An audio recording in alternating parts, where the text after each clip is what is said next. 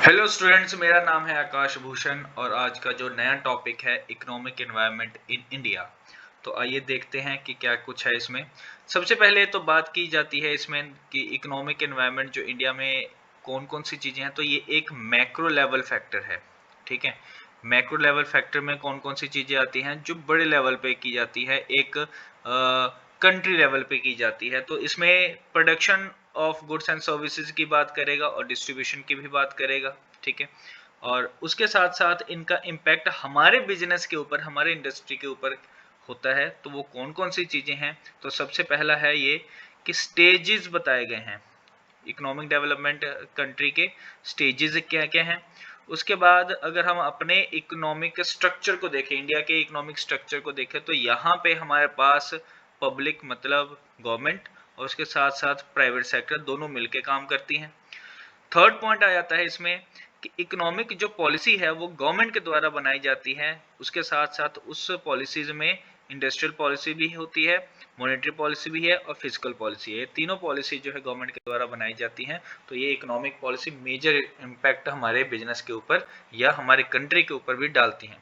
उसके बाद फिर इकोनॉमिक प्लानिंग की बात करें, जिसमें 5 ईयर प्लान है, एनुअल बजट है, इस तरीके से बहुत सारी चीज़ें भी है जो हमारे इकोनॉमिक डेवलपमेंट में हेल्प करती हैं।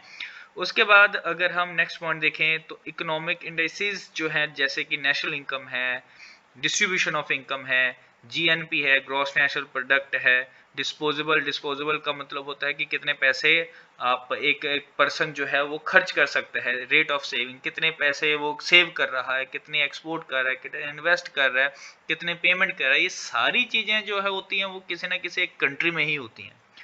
तो इकोनॉमिकली अगर हम देखें तो डेवलपमेंट ऐसे भी पॉसिबल होता है, आपका बिजनेस इंपैक्ट यहाँ से भी होगा।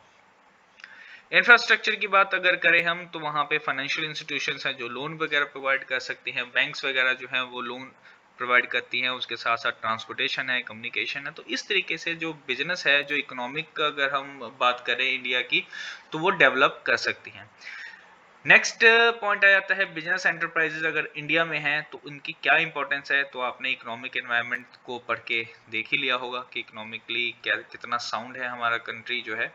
और उसके बाद फिर अगर हम बात करें कि क्या ये शुरू से ही ऐसा था, इकोनॉमिक एनवायरनमेंट अगर हम देखें इंडिया की, तो अगर इंडिपेंडेंस वाले टाइम पे हमारी कंट्री इंडियन इकोनॉमी जो है वो बेसिकली एक एग्रीकल्चरल इकोनॉमी थी। बहुत सारे लोग जो है रूरल एरिया में रहते थे। ठीक है, तकरीबन जो है 70% लोग जो है वर्किंग पॉपुलेशन जो है वो एग्रीकल्चर करता था, सिंपल। ठीक है, उसके साथ साथ 85% जो पॉपुलेशन है वो विलेज में रहता था उस टाइम पे। प्रोडक्शन अगर की बात करें तो इरिगेशन फैसिलिटी हमारे पास नहीं थी, प्रोडक्टिविटी भी बहुत लो थी, टेक्नोलॉजी हमारे पास नहीं थे। उसके साथ साथ जो कम्युनिकेबल जो डिजीज हैं वो भी बहुत ज़्यादा स्प्रेड हो रखे थे। मोर्टेलिटी रेट जो है, मतलब कि एक साल के अंदर अंदर अगर जो जो बच्चे हैं वो मर रहे थे। ठीक है, ये सारी चीज़ें जो हैं वो इसमें हमारे हित में नहीं थी, हेल्थ फैसिलिटी बेसिकली नहीं थी यहाँ पे हमें।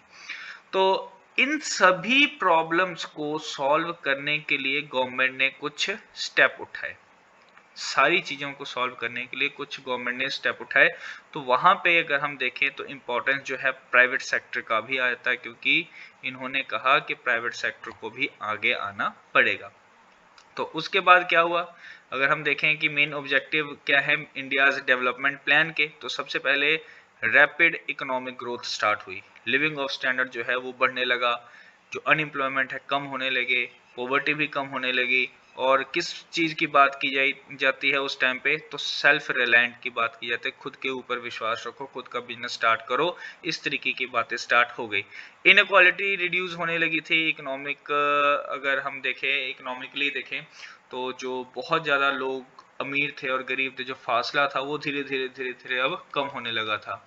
उसके बाद फिर सोशलिस्ट पैटर्न यहाँ पे अडेप्ट किया गया। सोशलिस्ट पैटर्न में क्या है कि जो भी चीज़ें की जाएंगी वो गवर्नमेंट के द्वारा की जाएंगी, और बेसिकली वहाँ पे बात की गई इक्वालिटी की और एक्सप्लोटेशन से भी बचाने की बात की गई थी। इस तरीके से चलते हुए हमारी जो इकोनॉमिक प्लानिंग है वो अच्छी चल रही थी, जो पब्लिक सेक्टर है वो अच्छा चल रहा था, जितने भी काम थे वो पब्लिक सेक्टर के द्वारा किए जा रहे थे, इंफ्रास्ट्रक्चर जो है वो भी बिल्ड हो रहा था, अच्छे रिलेशन हो रहे थे, कंज्यूमर जो हैं वो भी बढ़िया बन रहे थे, लाइक कंज्यूम ज़्यादा से ज़्यादा कर रहे थे। उसके साथ साथ ये है कि हमारा टाइम बच रहा था, गवर्नमेंट ने कुछ रिस्ट्रिक्शंस लगा रखी थी बकायदा, क्योंकि देखिए सिंपल सी बात है, इस टाइम पे हम आज़ाद होके आए थे, हम नहीं चाहते थे कि फिर से गुलाम बन जाएं। बट जैसे जैसे ये चीज़ चलती गई, हमें रियलाइज हुआ कि सारी की सारी चीज़ें सिर्फ पब्लिक सेक्टर यानी कि गवर्नमेंट नहीं कर सकता। तो वहाँ पे प्राइवेट सेक्टर को भी इम्पोर्टेंस देने की बात की गई यहाँ पे। तो 1991 में एक सीरियस एक डेफिसिट आया, डेफिसिट मतलब नेगेटिव इम्पैक्ट पड़ा हमारे यहाँ पे, कि हमारा जो बजट था वो काफ़ी नेगेटिव में चला गया, हमारे पास इतने पैसे नहीं थे कि हम क्या कर सकें, अपना देश चला सकें। तो उसके उस टाइम के बाद एक इकोनॉमिक रिफॉर्म भी आया, 1991 जो है रिफॉर्म आया। और उस रिफॉर्म में कौन कौन सी चीज़ें की गई थी वो देखिए। तो सबसे पहले गवर्नमेंट क्या कहती है कि हम नंबर ऑफ जो इंडस्ट्रीज हैं वो कम करेंगे, वो इंडस्ट्रीज कम करेंगे जिसमें लाइसेंसिंग की जरूरत है। तो बेसिकली लाइसेंसिंग को अबॉलिश करने की बात की गई थी, और तो 6 सिर्फ इंडस्ट्रीज मानी जाती थी उस टाइम पे, कि हम कम कर देंगे, 6 ऐसी इंडस्ट्री रहेंगी जहां पे लाइसेंस लेने की जरूरत होगी सिर्फ। उसके बाद क्या किया जाता है कि रिजर्वेशन जो है पब्लिक सेक्टर के लिए कुछ रखे जाते थे, और उसके साथ साथ जो हम बात करें पब्लिक सेक्टर का जो रोल था वो लिमिटेड रख दिया गया, बहुत ज़्यादा हद तक फैलाया नहीं गया कि बहुत सारी चीज़ें होती हैं काम करने के लिए।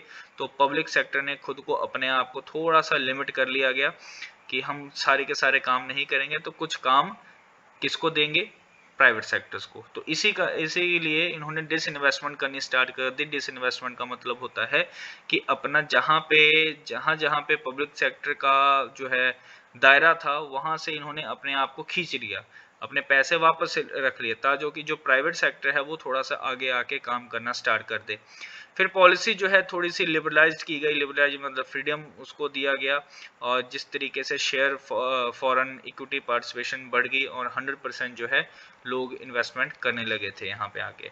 तो पहले एफडीआई मतलब फॉरेन डायरेक्ट इन्वेस्टमेंट, बाहर का कोई भी पर्सन जो है इंडिया में आके किसी भी तरीके की इन्वेस्टमेंट नहीं कर सकता था, 100% नहीं कर सकता था, 80%, 40%, 60% करता था। बट आफ्टर दैट लिबरलाइजेशन तो यहाँ पे एफडीआई भी स्टार्ट होने लगे थे। ऑटोमेटिक परमिशन जो है अब ग्रांट किए जा रहे थे कि टेक्नोलॉजी आप लेके आ सकते हो, एग्रीमेंट के तहत आप बहुत हद तक फॉरेन कंपनीज भी हमारे इंडिया में आने लगी थी। Foreign investment promotion board FIPB जो है सेटअप किया गया था, जो कि फॉरेन इन्वेस्टमेंट को चैनलाइज किया जाए, इंडिया की तरफ वहां पे लेके आया जाए। तो ये सारी चीजें जो थी वो इकोनॉमिक डेवलपमेंट की बात करता है, या इकोनॉमिक व्यू पॉइंट दिखा रहा था अपने इंडिया का। ठीक है, नेक्स्ट टॉपिक जो है हम लेके आएंगे video with liberalisation, privatisation and globalisation. तो यहाँ तक के लिए बस इतना ही। Thank you.